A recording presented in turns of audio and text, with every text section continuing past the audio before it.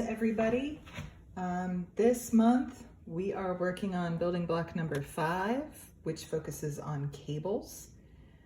Cables are a really fun technique that can be very useful in a number of ways. Before we get started, I'm going to go ahead and show you last month's block, finished and blocked out. I didn't show that in the last video. So here it is. I feel like the blocking really made the baubles stand out. It's got a really cool texture, and I think it's going to look really good as a block in the finished blanket. All right. So cables are really just a technique that's used to trade places with stitches in your work. And I've got a couple of different examples. I love working cables. Cables can be as simple as columns of stitches just sort of wandering across your work, like in this sort of zigzag sweater here. They can certainly become more complex in, I'm sure you've seen Irish Aran knit sweaters and things like that with much more complex cable patterns. And sometimes cables are even worked in multiple colors. This is a shawl I'm currently working on, and it has, it's using both the green and black, and you can see different stitches traveling across my work. So this is a useful thing to know how to do. It can be a lot of fun, and it adds a really pretty texture to whatever you're working on. I have already cast on my 48 stitches. I've knit the seed stitch border for a total of 6 rows, and now we're going to get started with the setup row. As outlined in the instructions, this setup row is only worked once. We are going to increase the number of stitches across the body of the block up to a total of 62 stitches. And that is because when you work cables, it has a tendency to scrunch your work together. So even though we only have 48 stitches in the border, increasing the number of stitches for that first patterned row will mean that the continuity of size for the block stays more constant than if we tried to take that same number of 48 stitches and then cable them, and it would have pulled in the work. So that's the reason for increasing by so many stitches. Once we work the setup row, we then go immediately to row 2. This is again only for the first repeat that we're doing, because the setup row acts as our very first row 1 of the pattern. So then we'll go to row 2, row 3, 4, 5. I will demonstrate the setup row, and then we'll go ahead and skip to row number 5 because that's where the cabling begins. And the rest of this, I feel like you're probably going to be pretty familiar and confident with, just alternating knits and purls across the row. All right. So, as I said before, I already worked the border. This is just my tail, my extra long tail that I've left so that maybe I can use it to seam together blocks in the blanket later. And I pinned it to my work just to keep it out of my way and from getting tangled up as I work. So, for the setup row, excuse all the rattling of my needles, the first 4 stitches are again just that seed stitch, alternating knit, purl, knit, purl.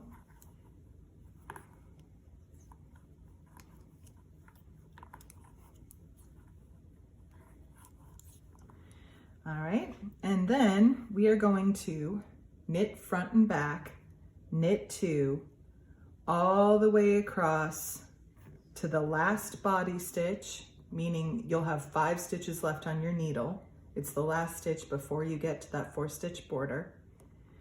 And then we're going to knit front and back again. I'm going to slide that out of the way. So when I knit front and back, get my working yarn to the right side here, I literally just go in the stitch as I normally would, meaning in through the front, wrap my yarn, and pull through the stitch, but don't pull the stitch off of your left-hand needle, because now you're going to come in through the back of the stitch. I usually just come in right through here, wrap again, and pull it off. I now have 2 stitches branching out of where there used to be 1 stitch. Then I knit 2, knit into the front and back again, in through the front, wrap, pull through, go in through the back of the stitch, wrap, pull through, and now pull off. 2 stitches coming from 1. You'll notice that the stitch that I knit through the back has kind of a purl bump at the front, and that's just kind of what happens when you work this type of increase. There are different increases where you need it to be invisible, but this one works great. It's very simple to do. It doesn't leave any holes, and it's going to work great with the cables. It's going to blend right in. Then we knit 2. Again, knit through the front, knit through the back, knit 2, knit through the front, knit through the back.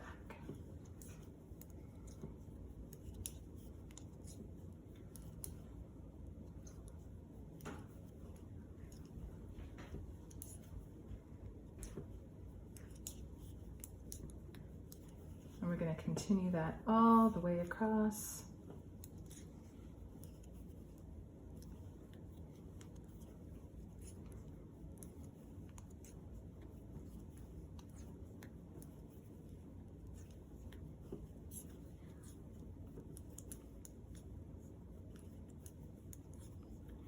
Now, when we're working the cables, it is going to be important to keep track of what row you are on, because most of the rows are knit just as the stitches lay. It's going to be really easy to work across all of the rows that are not row number 5, the cable row. And you are going to want to keep track. Otherwise, if you end up with a different number of rows between your cables, they will look either compressed or stretched out, depending on if there are fewer or more rows between when you trade places with the stitches. So that is something to be aware of and cautious of. You're going to want to use your row counter or whatever method you prefer to use to make sure you're keeping good track of where you are in the pattern. So here I am down to the last 5 stitches. I'm going to work the knit front and back one last time, and then just my 4 border stitches.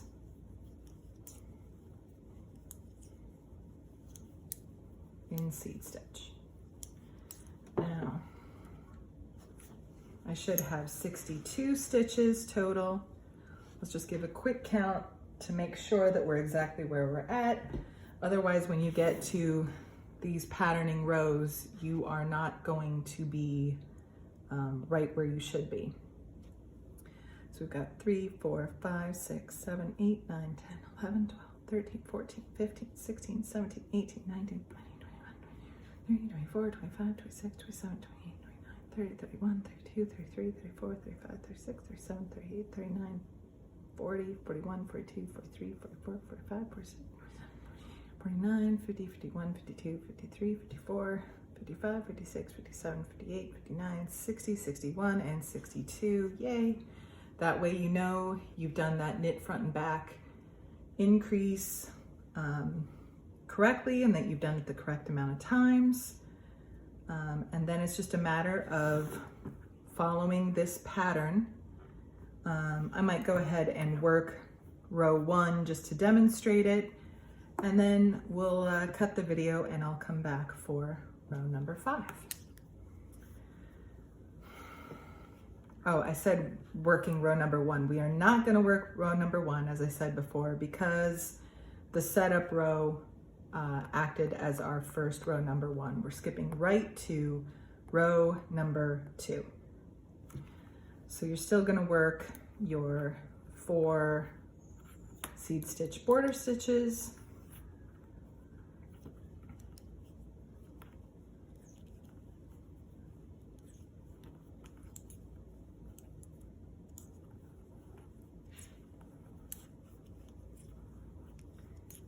Then we are going to start the pattern. So I'm gonna knit 3,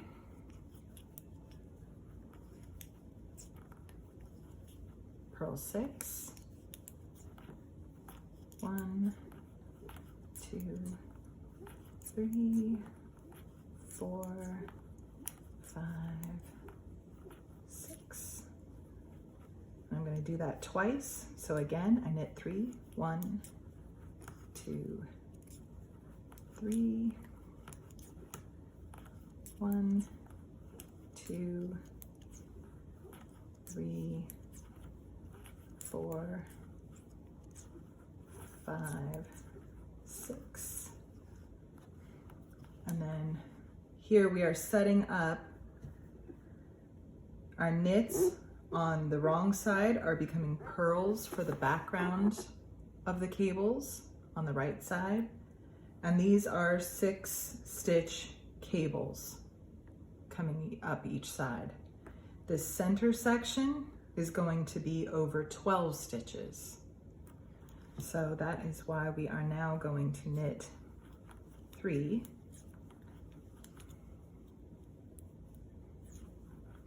And then we're going to purl 12 so that we end up with those 12 center stitches on our right side. 4, 5, 6, 7, 8, 9, 10, 11, 12, 3, and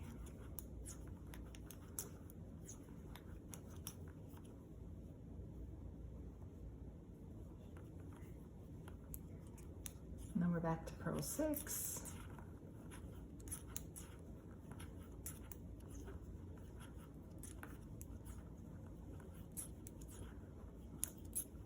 knit 3,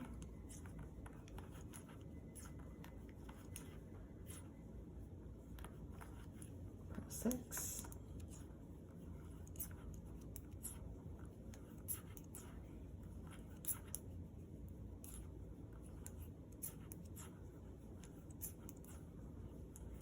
and knit 3,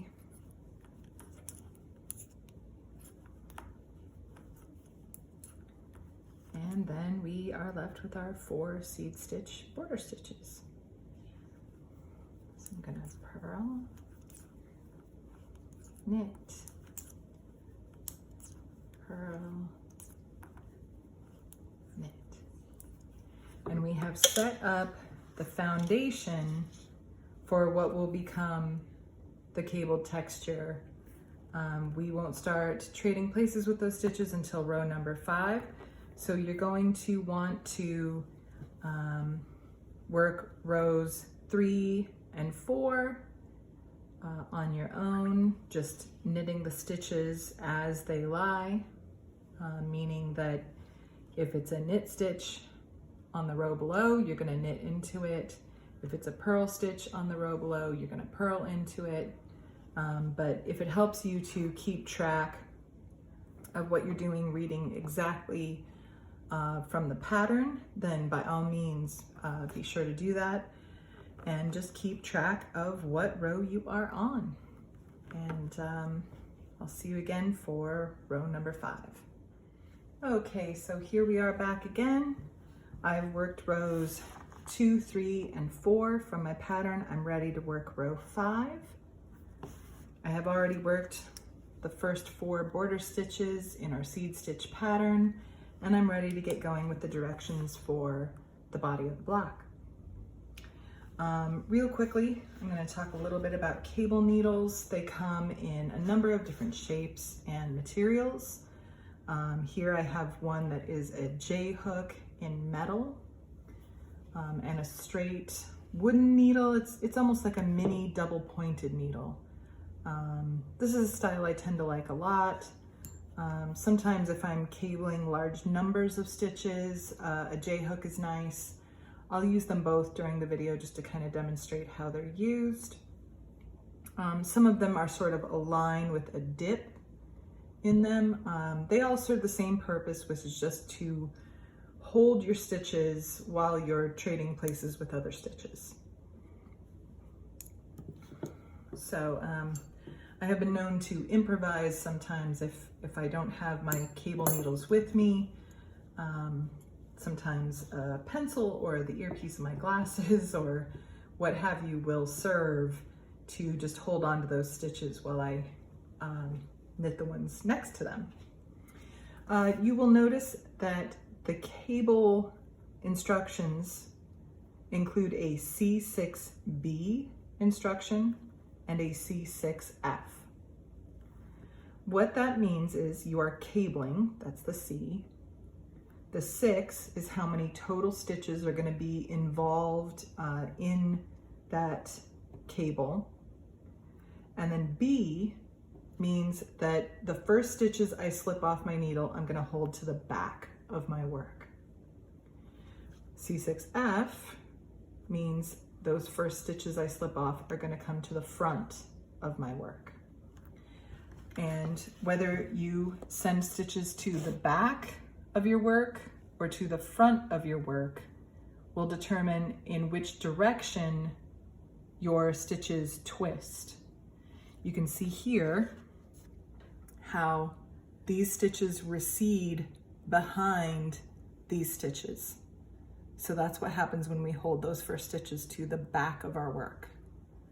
Whereas when you hold them to the front of your work, they cross over to the front while the following stitches cross behind.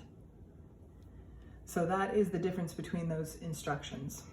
Now, typically, C6, when you're cabling even numbers of stitches like 6, that means you're going to slip 3, hold them to the back, work the following 3. So you just split that in half. If it said C4B, that would mean that we held 2 stitches to the back while we worked the following 2. But we're always going to be working C6B or C6F, meaning that you are working with a total of 6 stitches in the cable. So let's go ahead and demonstrate how we go about that. So the first instruction for the block is to purl 3. I'm gonna move this a bit more out of my way.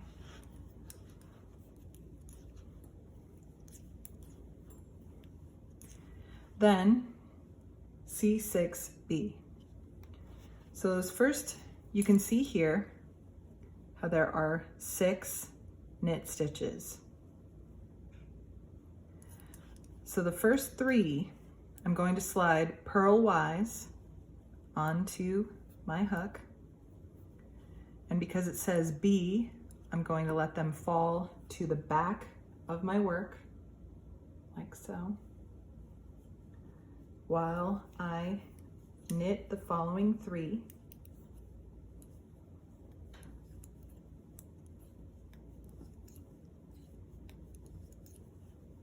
You can see that these are just hanging back here, held by the hook.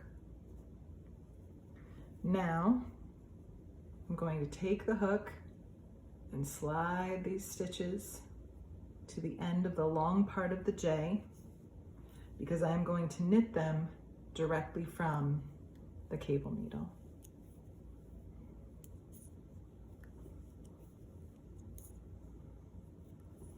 And you can see that the first 3 stitches just traded places with the following 3 stitches. I still have 6 stitches on my needle that were involved in that cable. They've just traded places with each other. And that's really all there is to making a cable. It doesn't look like much now. It just looks like we've done something terrible and twisted up our work.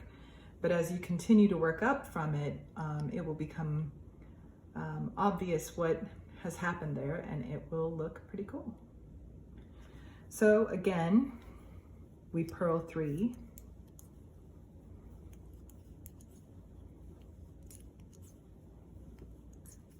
And then we're going to C6B again. This time I'm going to use my straight needle. Again, just slide those stitches purlwise. And I'm going to let that go to the back of my work while I work the following 3 from my left-hand needle.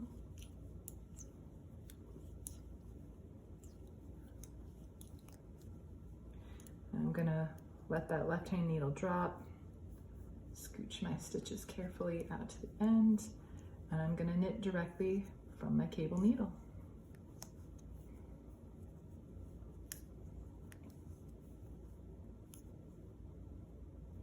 Come on. All right, and there's our second twist. Now you can see why we had to increase our number of stitches, because this is scrunching our work together as we twist those stitches together. So that was the reason for that. Purl 3. And our final C6B.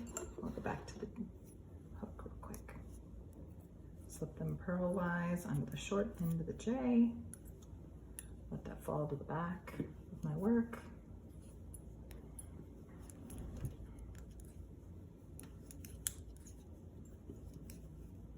Bring them back up.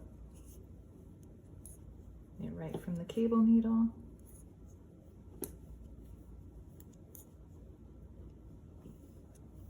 All right. Now the following instruction is to C6F. So right away, and that's how you get this branching center cable. We have one that heads off to the right, and then the other branch heads off to the left. And the way we're going to do that is there's no purls in between our C6B and our C6F. So I'm going to slide those stitches purlwise. Let it fall to the front.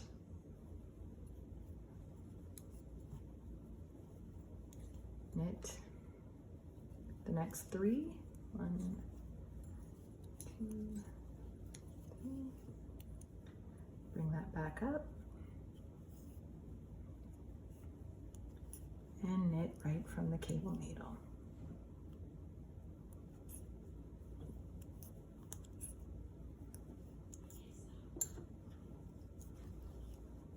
And right now that looks a bit funny, but the branching nature of it will become more obvious as we work up a few rows. So again, purl 3.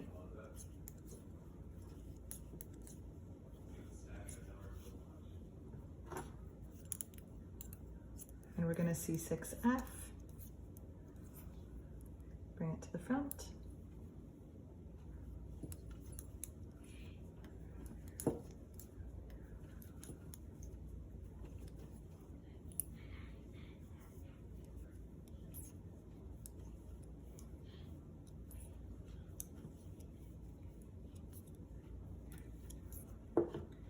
And 1, one more time. Purl 3. And C6F. I'm going to use this one just for the heck of it.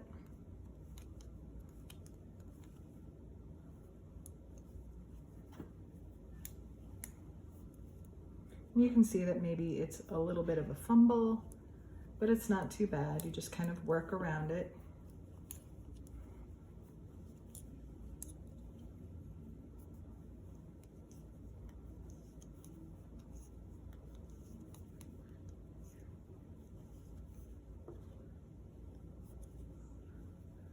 Purl 3 more.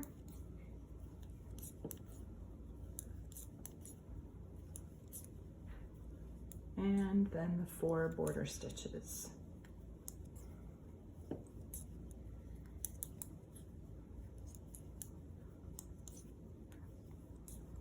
All right.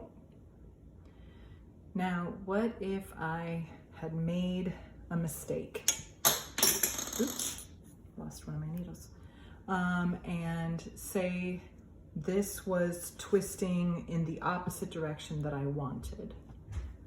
All I would need to do is tink back or knit backwards. I go right into the row below what I'm doing.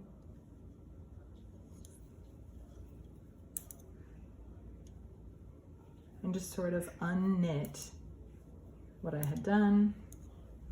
There's those 3 purls.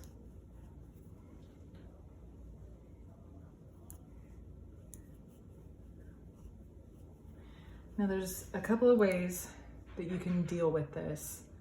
The way I personally deal with a cable that is twisted the wrong way is I will pull it right off. I'll count out my 1, 2, 3, 4, 5, 6 stitches. Sorry, my cat's bothering me. Just gently pull out that yarn, let them go back to the orientation where they were.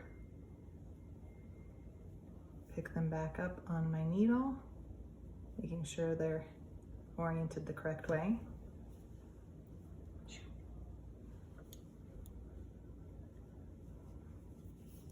And then I'd go back and rework that cable.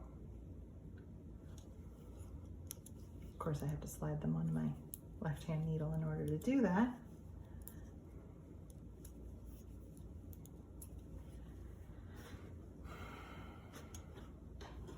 But I worked them correctly the first time, so I'm just going to go ahead and redo that. Another way is to go ahead and pull them out from a few rows up. I can demonstrate how to do that once I get a little bit further into my work. And I will try to show all of you how to do that. Hopefully everything will go smoothly and you won't have any problems and won't need to correct anything, but every now and then I get engrossed in a TV show or something like that and I have to come back and correct a mistake. All right, so I'll get a few rows up from where I am. Hopefully that seemed pretty simple and you won't have any problems. You can certainly feel free to contact me if anything isn't clear, except for row 5 that we just worked. They are otherwise basically just repeating your right side and wrong side rows across the stitches as they lay. And it's just that easy. Okay. Good luck, and I'll show you in a few minutes how to go about correcting a mistake further up into your work. Okay, so in the interest of demonstrating another way of fixing a mistake that has occurred a little further on in your knitting, here I am with, I'm through row 6 of my 3rd repeat of the pattern. You can see here on this cable, I have purposely made a mistake where I crossed in front. I would have done a C6F here instead of the C6B. And consequently, I have this part of the cable snaking up all in front, nothing crossing over it, and it looks odd. So at this point in the mistake, I worked row 5 as a mistake, and then I also knit row 6. On a wrong side row, it would be very difficult to catch that you had made a mistake, and it wouldn't be until you flipped it back around again and took a look at your work that you would realize what you may inadvertently have done. So row 6 has been worked and row 5 has been worked. In order to correct the mistake, I'm going to have to pull out row 6 and row 5. Now I could unravel all of my work until that point, or I could do the following. I'm going to work over to the place where the mistake was made, my 4 border stitches.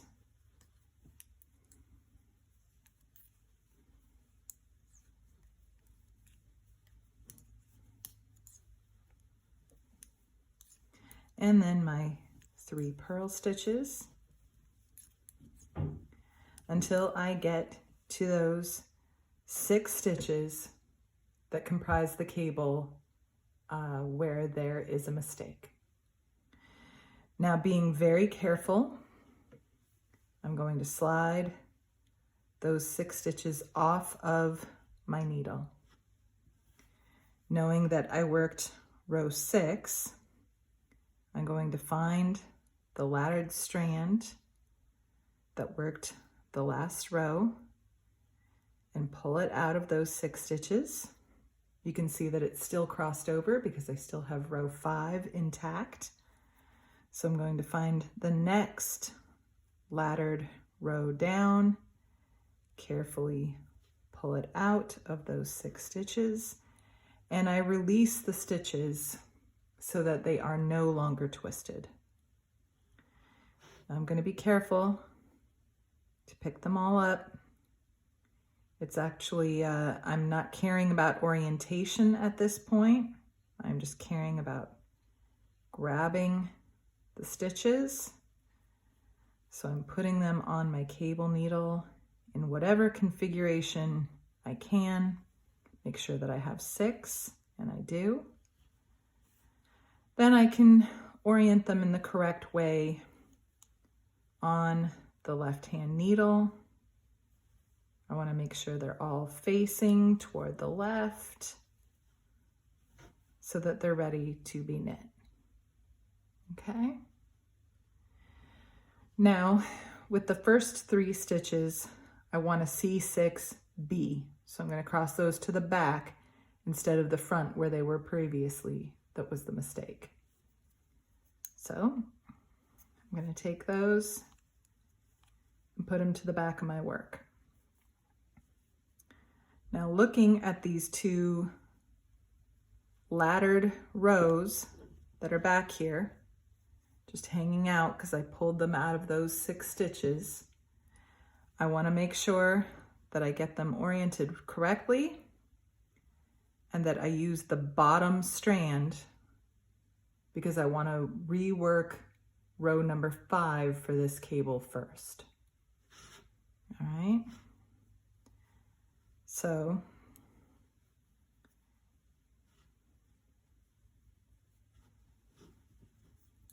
using this as my working strand, it gets a little tricky because it's a big loop of yarn. I'm going to use just that strand to carefully knit those 3 stitches. Oop, those slipped off my needle. I'm going to grab them right back up. And I'm going to bring that yarn behind the cable needle, making sure not to grab row number 6 strand. I want my row number 5 strand, making sure that these are all facing left and oriented correctly on the cable needle. I'm going to again use that strand to pull through those stitches, knitting them. Okay, so now I have those stitches crossed correctly. Now I'm going to turn my work as if I'm going to purl these stitches, because I am. I'm going to go ahead and use this strand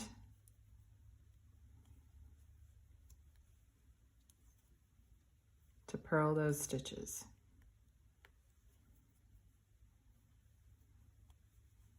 And it gets a little bit fiddly at the end because you're working with a shorter and shorter strand of yarn.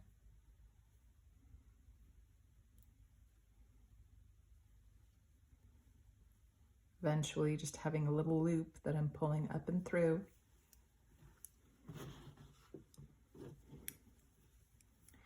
But there I am, having corrected that mistake, and I'm ready to just use my working yarn to knit. This would be a row 7 that I'm now working across.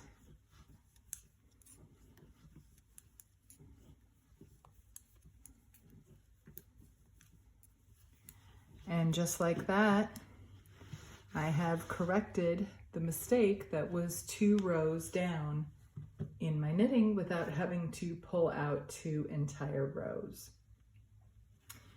I hope that was helpful. I hope it's not too confusing. Essentially, I was just pulling out the rows for that 6 stitches and left the rest of my work intact.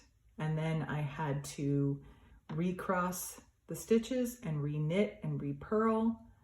But instead of doing the entire block, I just did that 6 stitches.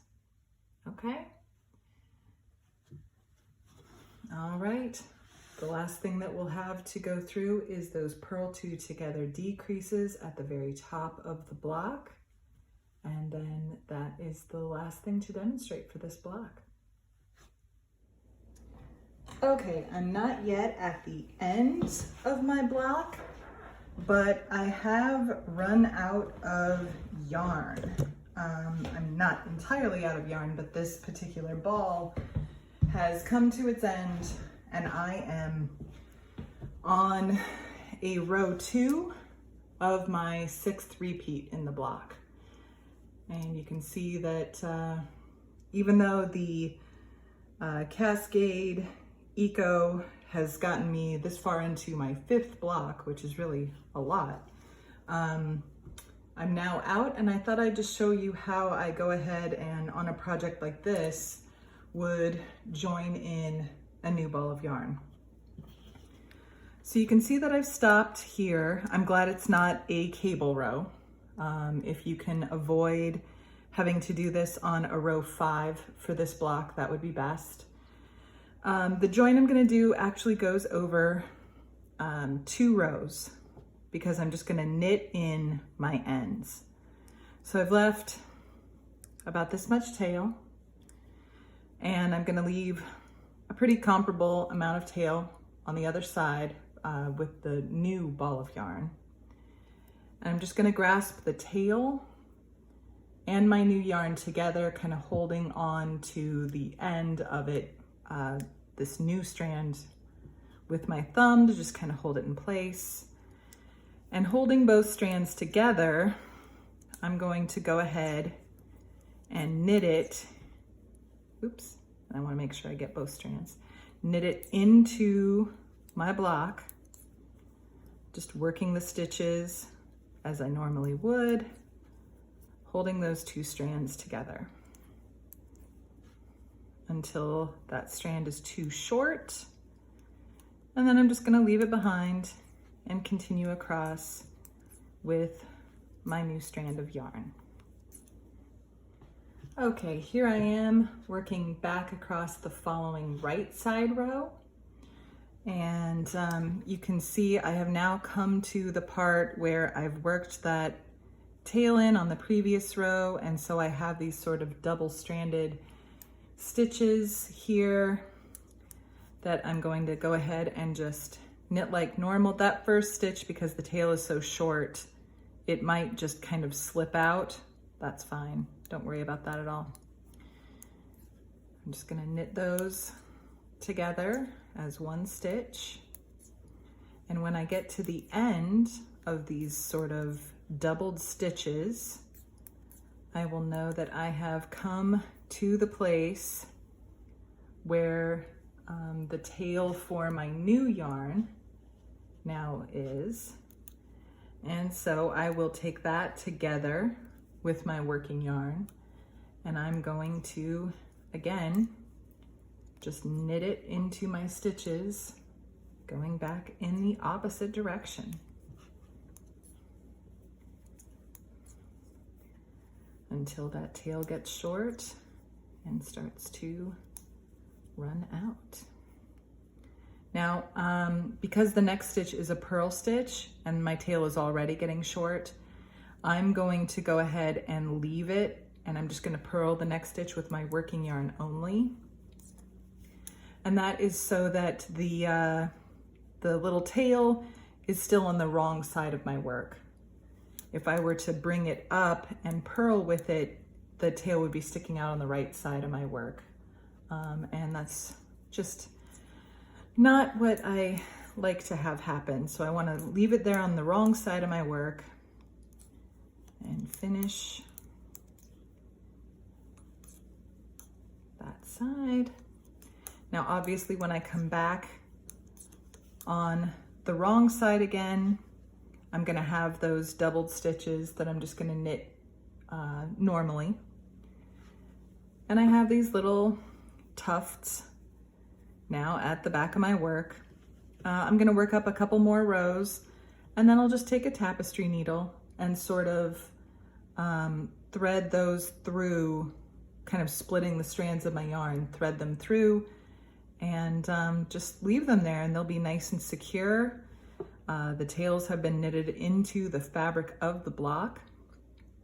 And as soon as I block that, it's going to really kind of fluff up the woolly strands and make them stick together even more, and that will never come loose. You'll never have to worry about your ends coming unwoven in the middle of your block.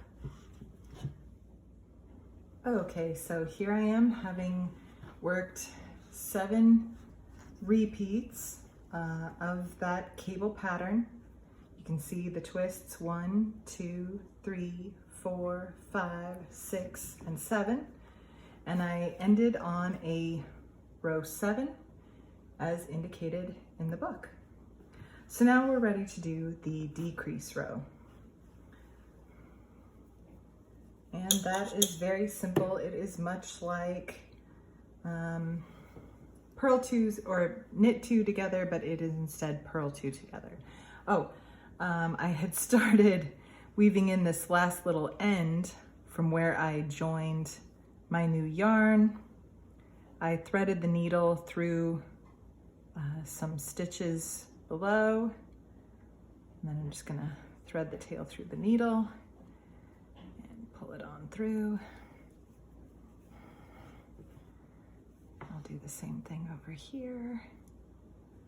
I'm just gonna thread it through, splitting some of those strands, going in a diagonal fashion.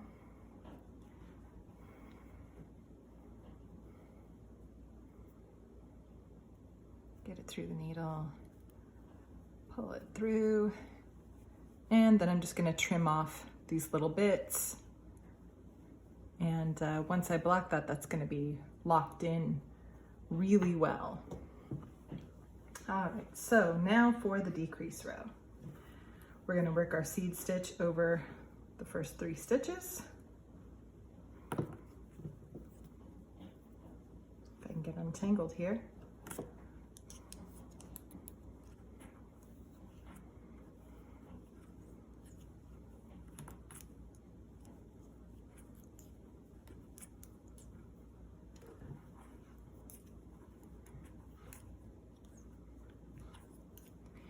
And then it's purl 2 together, purl 2 together, all the way until your last 4 stitches. So working yarn up to the front, I'm going to purl these 2 stitches together and then purl 2. And then purl these 2 stitches together